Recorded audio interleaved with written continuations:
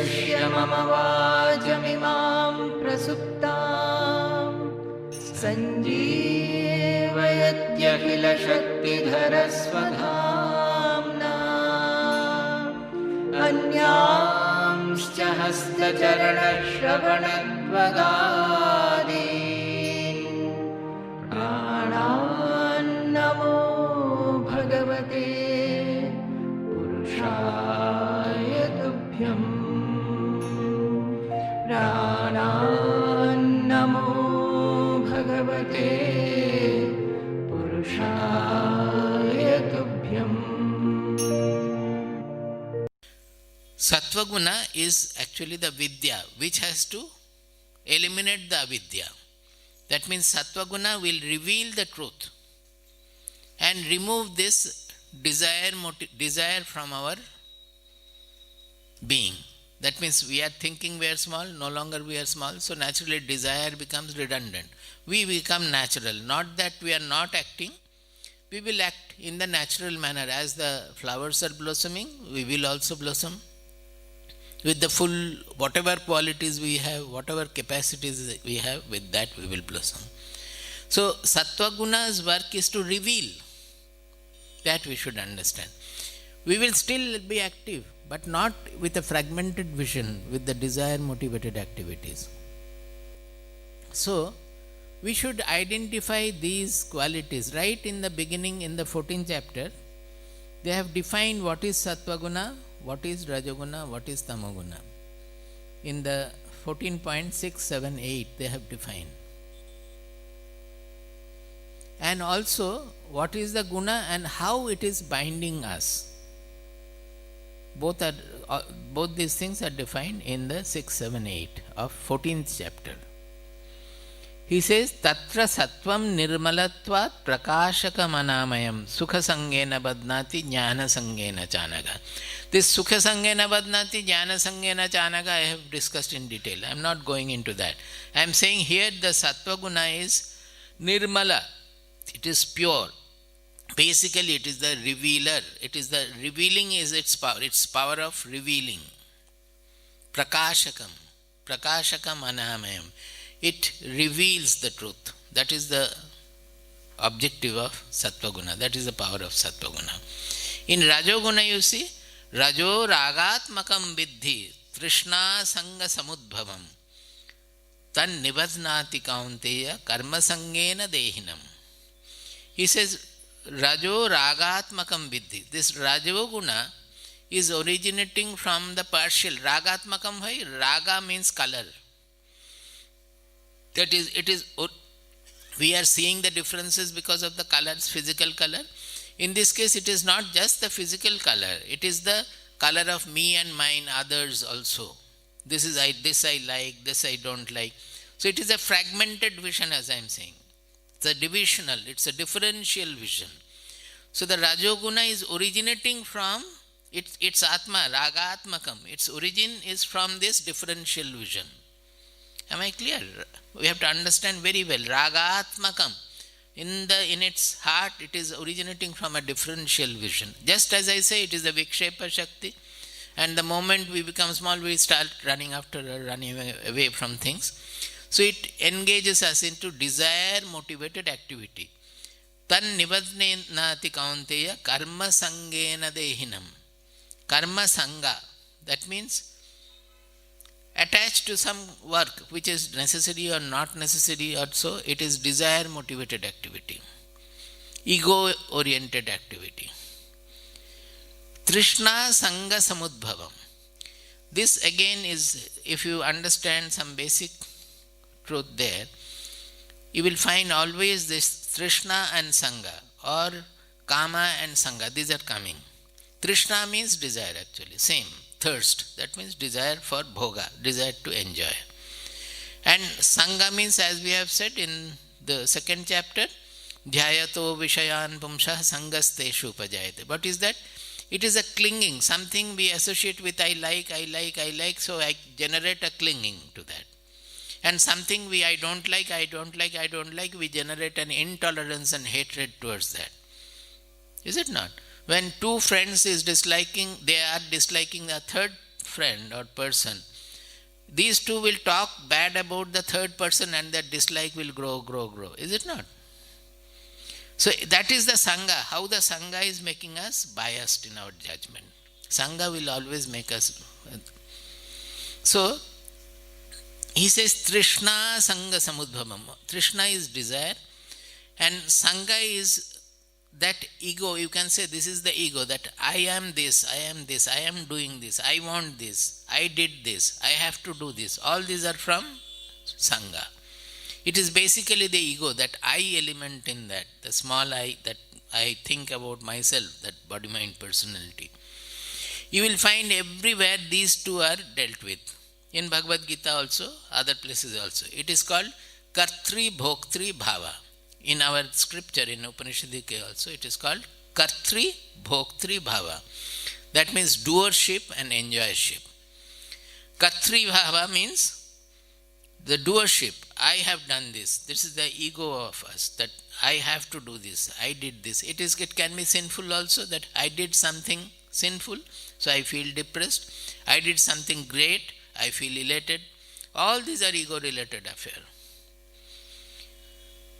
And Bhoktri Bhava is that I want happiness, I want to become happy. So whatever we do, it is I am doing and getting this, I will become happy. So our mind is in that result, that if I get the desired result, then I will become happy. So actually it is not on the work so much or on the result so much, but it is the focus is on I will become happy after getting the result. So this Bhogecha, as I said the other day, Bhoktri Bhava, these are very common when you read the Shastras, these will be necessary. Kartri Bhoktri Bhava.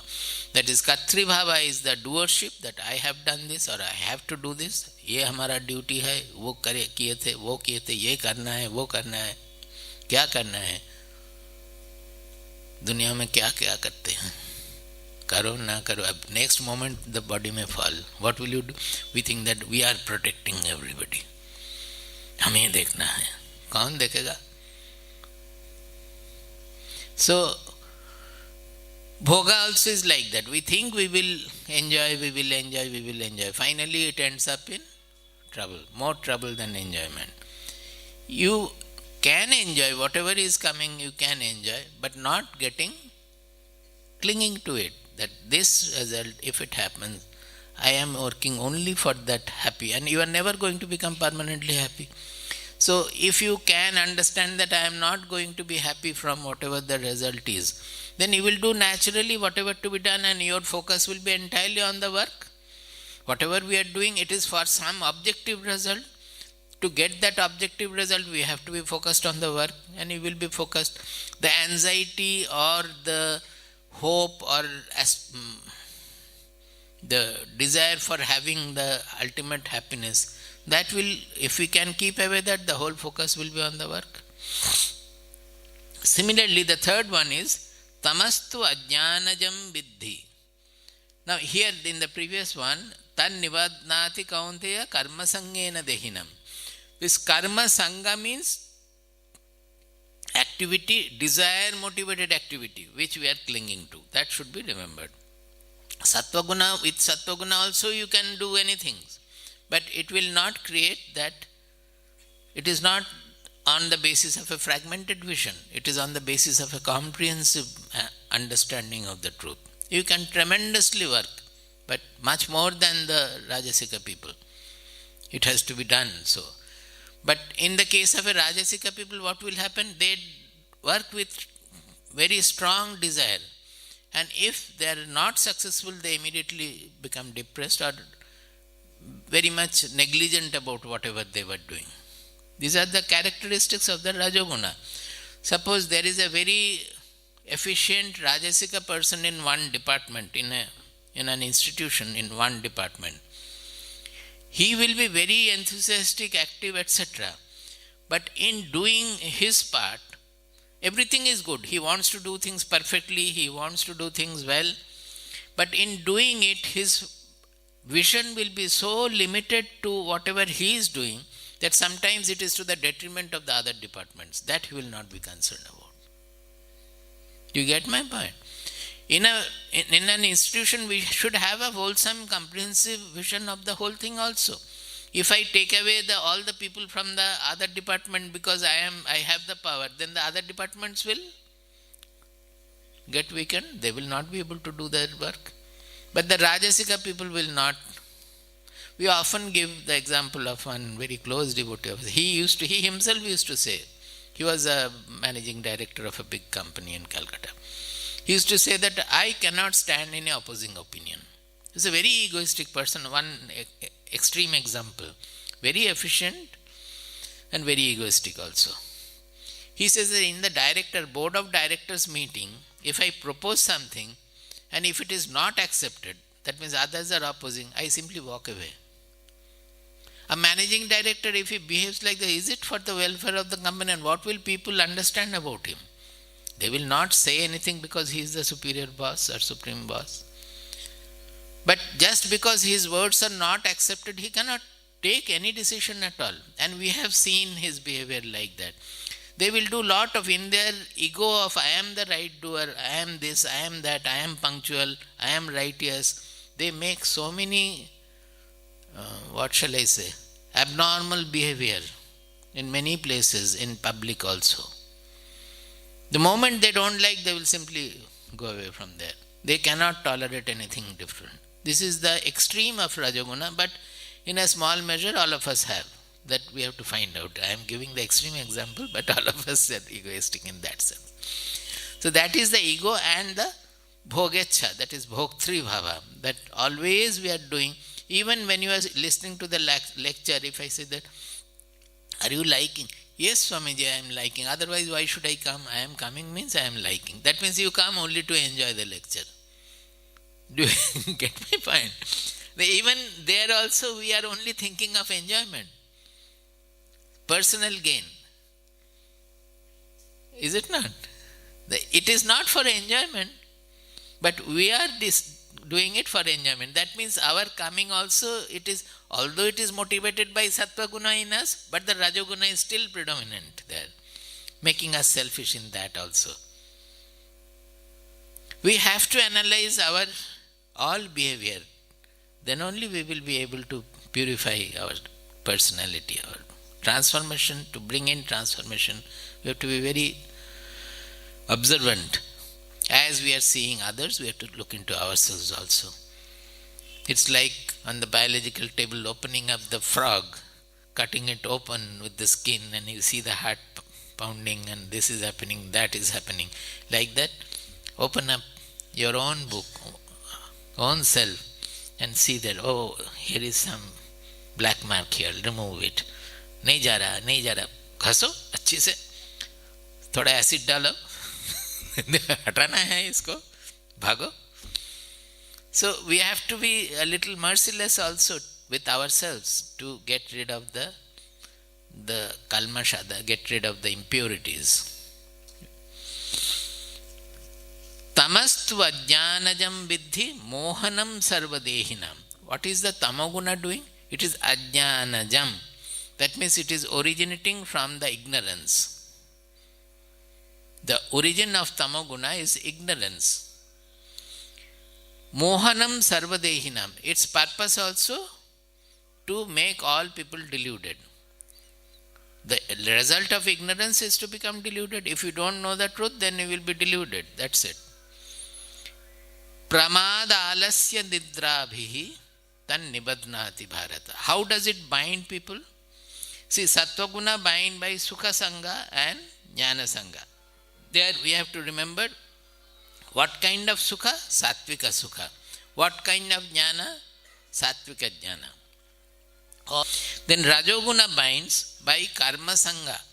That means desire motivated activity, clinging to what I like and what I dislike. I will not do what I dislike, I will do only what I like. And Tamoguna binds by Pramada Alasya Nidrabhihi. Three things together. Pramada, Alasya, Nidra.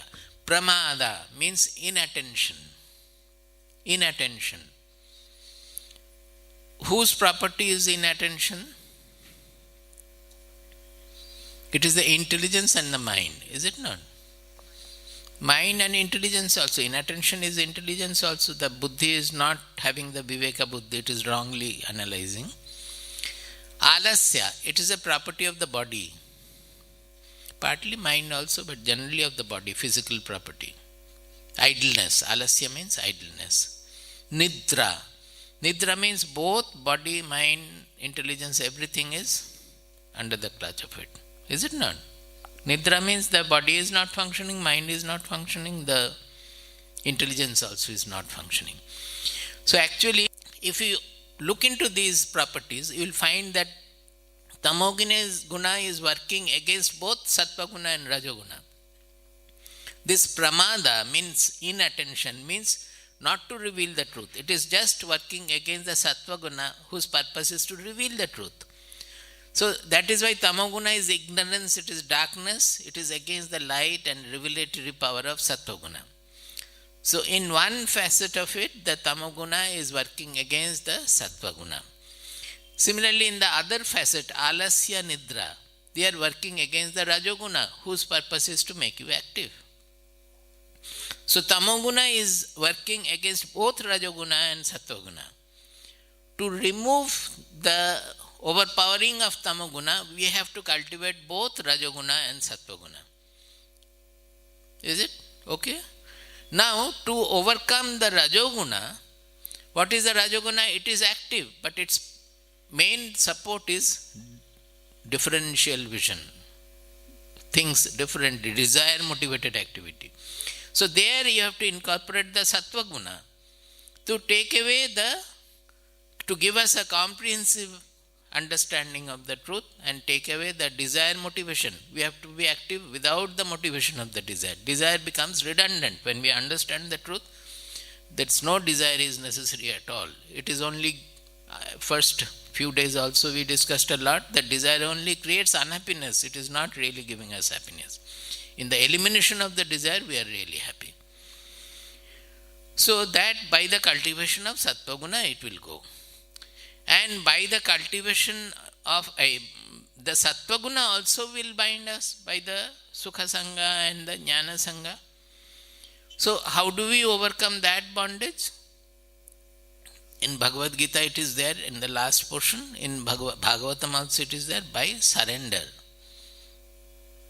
That means taking to complete surrender. That means the gunas will come, go. We will not be bothered about it at all.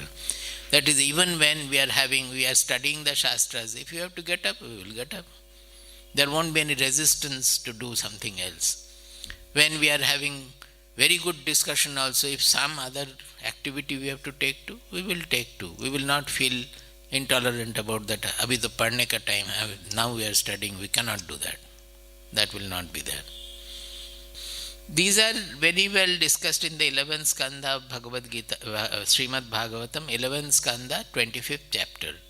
All these are discussed in a different manner.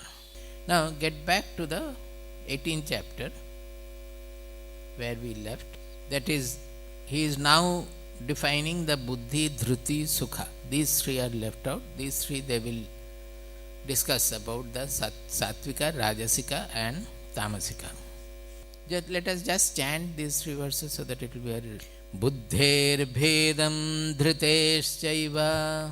Buddher bhedam dhriteshchaiva. Gunatas trividham shrinu. Gunatas trividham shrinu. Procyamanam asheshena. Procyamanam asheshena. पृथक्त्वेन धनञ्जय पृथक्त्वेन धनञ्जय प्रवृत्तिं च निवृत्तिं च प्रवृत्तिं च निवृत्तिं च कार्याकार्ये भयाभये कार्याकार्ये भयाभये बन्धं मोक्षं च या वेत्ति बन्धं मोक्षं च या वेत्ति बुद्धिः सा पार्थ सात्विकी बुद्धिः सा पार्थ सात्विकी yaya dharmam adharmam cha यया धर्ममधर्मं च karyam cha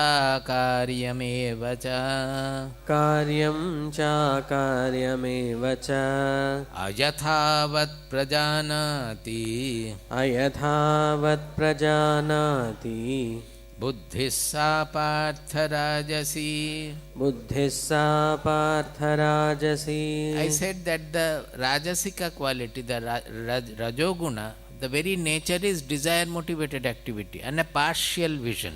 So he says ayathavat prajanati. He doesn't see things as it is as it is. He thinks with the color ragatmakam vidhi, I just now explained. He sees with the color of me and mine. This I like, this I dislike. Always the whole world is colored with me, mine, others, etc. My likes, my dislikes. That is the whole world. He applies the color of like and dislike. So, what is dharma and what is adharma? He is given to dharma, but his analysis of where lies dharma and adharma will be colored. That is what just now I gave the example, but sometimes they will behave in such a manner that for them also it is insulting. I mean, it is very ill. People will laugh at it. They become so rigid about their own opinion and all. What is the karya and what is akarya, that also they forget. I said, a problem of giving example because they are our known people, our close people. I have to speak about that only, those examples we have. I talked about the Sainik Farm ashram in Delhi. That ashram, about 4 acres of land, it was given to Swamiji. One day it was offered by the owner to Swamiji. But Swamiji said that what shall I do with the land now when we have to construct an ashram or so? At that time we will see what can be done. Till then you, in my name, you run the place. I mean, you look after the place. Some people wanted that let it be registered in Swamiji's name. Those days our trust was not there. So even registration also had to be done in Swamiji's name, which Swamiji disliked that property and all. Unless we need the ashram, let the institution grow, then only we will think of it. So it was not done.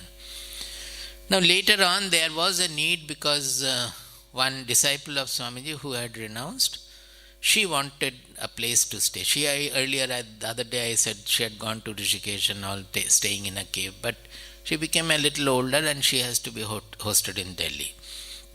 So Swamiji said that let us make some facilities over there so that she can stay and some other devotees will come and go. So some cottages were made. That is how he started. Then we found that our institution was growing, more and more people started coming. So hosting Swamiji in a house became almost impossible. This happened here also. Earlier Swamiji was staying with Tiwari ji. Before that he was staying with Amini auntie. Then for some times the hosting was done in my Purvashrama father's house, then in this house, that house. But the need for the ashram came up because how can a house hold so much people coming, going, etc.? It will never be all right. An ashram is needed. Always an ashram grows around a saint. It is not that he desires an ashram. It naturally grows because the devotees around have to have some activity to grow also. As long as it is in a house, the volunteers will not have any scope to do anything. So there all the badmashis and impurities will not be caught at all. When it is an ashram, everything will be caught and we will have to try to purify them. So the whole thing changes. The wholesome sadhana starts only around when it becomes an ashram. It is a public place. So seeing the need, this person said that, Swamiji, I will be able to make some special arrangements. Next time we will host it in our ashram in Sainik Farm. So next time he worked very hard. Within 6-7 months or so, he made or maybe 1 year, he made the place ready, everything was done. We started staying there. Devotees also came, they started staying there. And once it is a public place, ashram, many other devotees started visiting that place. Many people started coming. It was a very difficult place for Annakshetra. You will be surprised if I say the measurement or not. There was a very small triangular kitchen where 3 persons could stand maximum. That much of space was there. And there was a small veranda in that mud cottages. We had mud cottages over there. There was a small veranda where 2 cottages together, about 12 people could take food together. So on Saturday, Sunday, there will be more than 100 people taking food. So food will go on till, lunch will go on till 5 o'clock in the evening. It was like that. So everybody was feeling lot of difficulty, and the kitchen also, those ladies who were looking after the kitchen, no cooks were there. Now everywhere we have cooks, so the volunteers are very happy. Those days it was here, Jamshedpur, Meera Didi used to go to, she is no more, our Vinaya's mother. She used to go to Delhi, and one Chandrakanta ji was there. They were the main pillars of the Annakshetra there. They would have to cook 2-3 times sometimes, because we don't know who is coming, who is not coming. Some people will arrive at 2, some people will arrive at 3, and the food is still going on like that. So there was really lot of difficulty. So people started saying, particularly those who are a little resourceful people, that Swamiji, we need a proper Annakshetra and kitchen and proper arrangement to look after the devotees. If you give the permission, we will make it. Now this person, the original owner, he will not allow anybody to do anything there. See, the ego has started working. The place where he had given up to Swamiji, now that Swamiji is staying there, but we never went into any formal transfer of property or anything. When Swamiji starts staying there, naturally it will be according to Swamiji's wish. But in his words, everything he used to say, it is all his wish. That means not his, means not God's or Swamiji's, his own wish. I want people to take this, I want people to take that, I want our Swamiji to go here, I want Swamiji to go all over Delhi and speak. All those things, it is I want. So it was all understood. Now when others started suggesting that let us have something here, he refused to allow anybody to spend money on that property. Slowly it became quite difficult. He says that if something has to be made, I will sell part of the land and get the money and do it. Swamiji used to say that it is an ashram, when the landed property is there, why should you do like that? Not only that, an ashram should always grow out of public contribution. No one person should contribute for an ashram. Then the ashram will lose its characteristics. Always there should be a small contribution, not big, small or big, whatever. But it should be from multiple persons, so that nobody has any ego connected to that. This is, I have contributed maximum, or I have done this, I have done that. That kind of an ego should not be there. Even those who are giving more amount also, they also should not form that kind of an ego. But he would not listen to anything at all. One day Swamiji called me. When I went to Swamiji's room, I found that the room is covered with notes. It's a full heap of notes there. Money, cash. Swamiji says he has done abhisheka of me with cash. What is that? By selling part of the property, he got 7.5 lakhs or so. That was quite much those days. So all the money he brought in cash and did abhisheka to. You can see what the ego and the rajasika, rajoguna make of a people. How much foolish one can become.